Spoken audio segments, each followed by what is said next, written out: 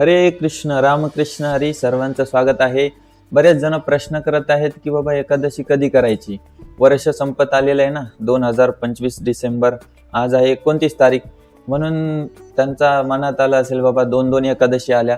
मी तर नेहमी सांगत असतो, म्हटलं आज कॅलेंडर घेऊन दाखवून द्यावं.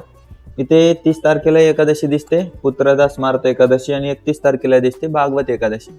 मी माझ्या पुस्तकात पण लिहून दिलेलं आहे, किंवा माझ्या व्हिडिओतून पण सांगितलंय की आपण नेहमी भागवत एकादशी करायची असते. खरी तर ती द्वादशीच्या दिवशी येते. आपल्याला तिथी पाहिली तर वाटतं अरे आज तर द्वादशी आहे, एकादशी काल होती, मग आम्ही अगोदरची का नाही करायची. तर लक्षात घ्या, शास्त्रीय नियम हा सांगतो की दशमी विधा एकादशी कधी करायची नसते.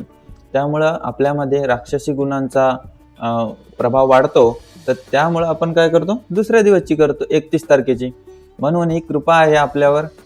जे काही लोक खाणारे पिणारे आहेत किंवा एकादशी न करणारे आहेत, तर पांडुरंगाने त्यांच्यासाठी 2026 उत्तम जावं अशा दृष्टीने 31 तारखेला एकादशी दिलेली आहे. तर हा उपवास 31 तारखेलाच करायचा एकादशीचा, आणि 1 जानेवारीला सकाळी सूर्योदयाच्या सोबत आपण पारण करायचं, म्हणजे व्रताचं उद्यापन.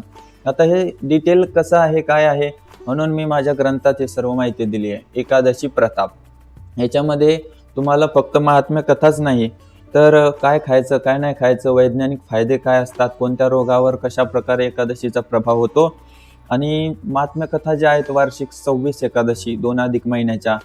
त्यानंतर तुम्हाला सुंदर भक्तांच्या कथा पण आहेत, शास्त्रीय माहिती आहे, संत साहित्याची आहे, कुठे कुठे काय काय पुरावे दिलेत एकादशीचे, पूर्ण असे श्लोकासहित अभंगासहित दिलेलं आहे, मराठी भाषेत आहे.